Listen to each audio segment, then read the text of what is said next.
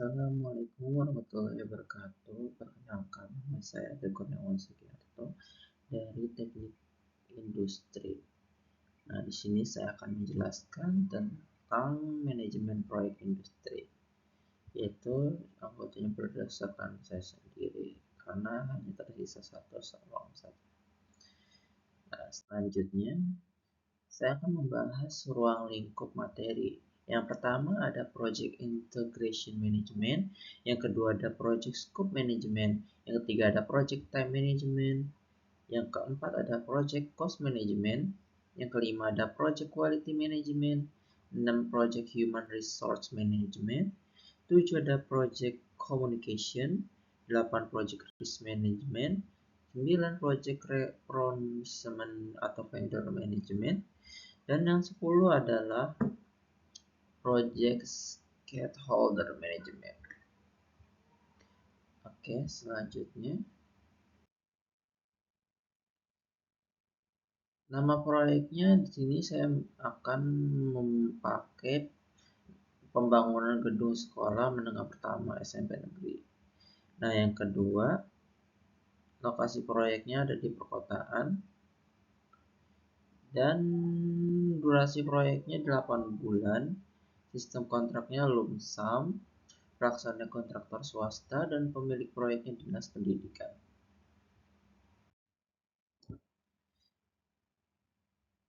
Oke, yang pertama ada Project Integration Management, yaitu Project Integration Management berfungsi untuk mengkoordinasikan seluruh elemen proyek agar berjalan selaras sejak awal hingga proyek ditutup. Nah, aktivitas utamanya adalah penyusunan proyek karakter sebagai dasar pelaksanaan proyek. Yang kedua ada penyusunan project management plan, jadwal, biaya, mutu, dan risikonya. Yang ketiga ada pengendalian perubahan selama proyek berlangsung. Dan yang terakhir ada penutupan proyek dan serah terima bangunan. Nah, penerapan pada proyek tersebut, proyek manajer bertanggung jawab mengintegrasikan pekerjaan, struktur, arsitektur, dan instalasi gedung agar sesuai dengan rencana anggaran telah disepakati. Oke, yang di sini saya akan menjelaskan yang kedua adalah Project Scope Management. Di mana scope management itu bertujuan memastikan proyek hanya mengerjakan pekerjaan yang telah disepakati. Nah, di sini ada 3, yaitu ruang lingkup pekerjaan, di luar ruang lingkup, dan dokumen pentingnya apa saja. Nah, yang pertama, ruang lingkup pekerjaan ada pembangunan gedung sekolah 2 lantai, pembuatan ruang kelas, ruang guru, ruang kepala sekolah, pembangunan toilet siswa dan guru, instalasi listrik, air dan bersih, pekerjaan pengecatan dan finishing. Nah, selanjutnya ada di luar ruang lingkup. Yang pertama ada pengadaan meja dan kursi, pembangunan lapangan olahraga, pengadaan perangkat IT. Nah, dan yang terakhir ada dokumen pentingnya. Ada scope statement dan work breakdown structure atau WPS. Nah, di sini sudah ada tabelnya. Di project time management ini, time management mengatur jadwal pelaksanaan proyek agar selesai tepat waktu. Pertama ada tahap pekerjaannya, durasinya itu ada berapa bulan. Misalnya kayak perencanaan dan perizinannya itu 1 bulan. Yang kedua ada pekerjaan struktur 3 bulan. Arsitektur dan instalasinya ada 3 bulan. Dan yang terakhir finishing dan serah terimanya ada di 1 bulan. Jadi totalnya ada 8 bulan. Sini juga ada tabelnya yang kedua. Bisa dilihat di sini. Yang dititikkan itu selama kegiatan berlangsungnya. Oke, selanjutnya ada di Project Cost Management, pembangunan gedung sekolah SMP negeri. Nah, di sini juga ada tabelnya. Yang pertama ada nomornya, komponen biaya, uraian, dan estimasi biayanya. Yang pertama ada pekerjaan persiapan, uraian mobilisasi, perizinan, pembersihan lahan, itu sekitar biayanya itu ada di 250 juta. Dan yang kedua ada di pekerjaan struktur, fondasi, kolom, balok, dan lantai beton dan lain-lainnya. Itu di sekitaran 1.600.000.000 rupiah.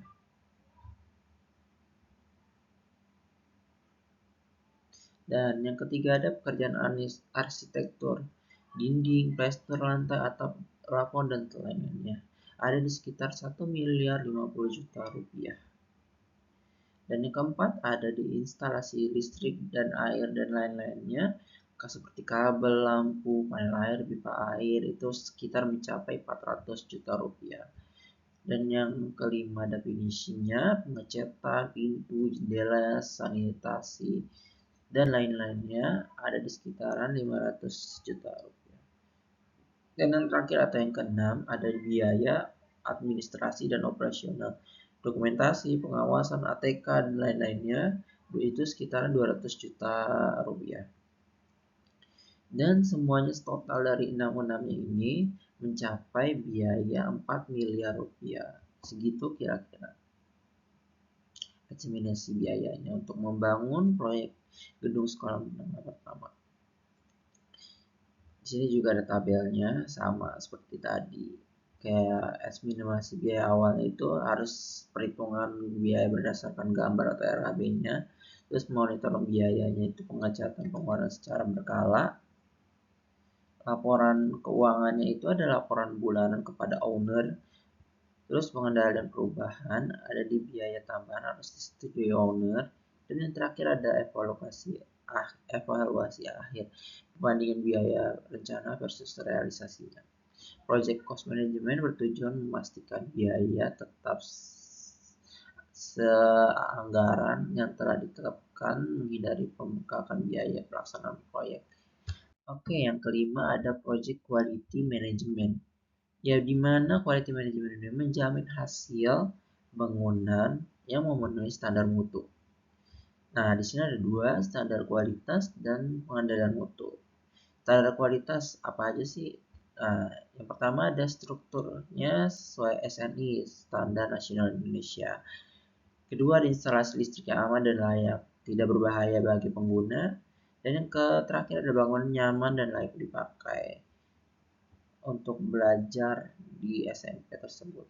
Dan yang ada pengendalian mutu. Apa aja sih inspeksi? Yang pertama ada inspeksi lapangan berskala. Kedua ada uji mutu beton. Dan yang terakhir ada pemeriksaan hasil pekerjaan sebelum lanjut ke tahap berikutnya. Oke, kita lanjut. Yang keenam ada proyek human resource management. Nah, di mana saya sudah membuatkan dua tabel. Yang pertama ada struktur tim proyek dan perannya dan pengelolaan SDM proyeknya. Nah, di sini ada jabatan, jumlah, peran, dan tanggung jawab. Nah, di sini ada proyek manager yang dibutuhkan ada satu. Apa sih peran dan tanggung jawabnya? Mengendalikan proyek, keputusan utama, koordinasi dengan owner. Dan selanjutnya ada site engineer. Yang dibutuhkan ada satu. Apa sih tugasnya? Mengawasi pekerjaan sesuai teknis dan sesuai gambar dan sesuai spesifikasinya. Yang ketiga ada mandor. Yang dibutuhkan ada dua, di mana dia mengatur tenaga kerja dan aktivitas lapangan kerjanya. Nah, di mana yang keempat ada tukang bangunan. Ini adalah poin utama dari pembentukan sekolah tersebut.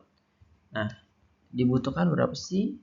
Ada 10 untuk melaksanakan pekerjaan konstruksi terhadap sekolah. Dan yang kelima ada admin proyek, di mana tugasnya itu ada administrasi, laporan, dan keuangan. Yang dibutuhkan hanya satu saja. Dan yang terakhir ada tugas ketiga untuk mengawasi keselamatan dan kesehatan kerja.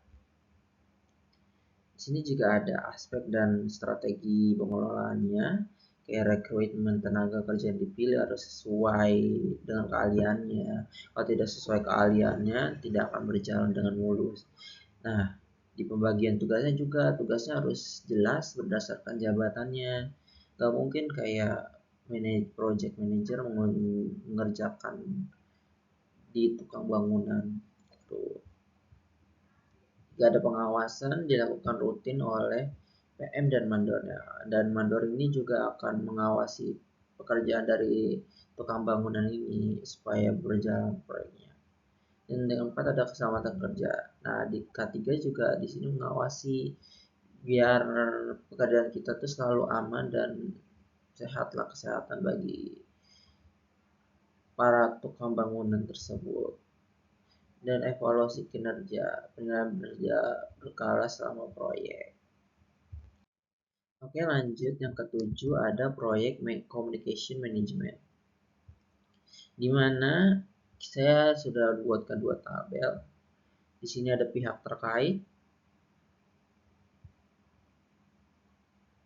ada owner atau dinas, progres dan laporan biaya, rapat dan laporan tertulis. Ininya bulanan. Tim proyek juga menjadwal dan tugas rapat lapangan mingguan. Kontraktor atau subkontraktor teknis pekerjaan rapat koordinasi mingguan. Konsultan pengawas mutu dan progres laporan dan rapat mingguan. Masyarakat sekitar aktivitas proyek sosialisasi awal atau bila perlu. Ini rencana komunikasi proyek.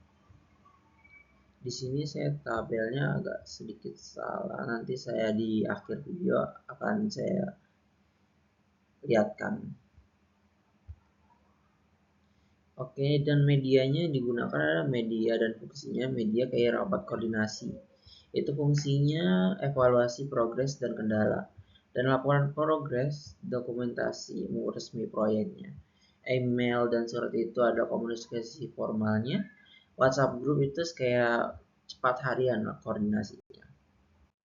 Selanjutnya ada di proyek risk management, tabel identifikasi dan pengendalian risiko, kayak risikonya, dampaknya, tingkat risikonya, dan strategi mengatasinya lah. Kayak misal cuaca buruk.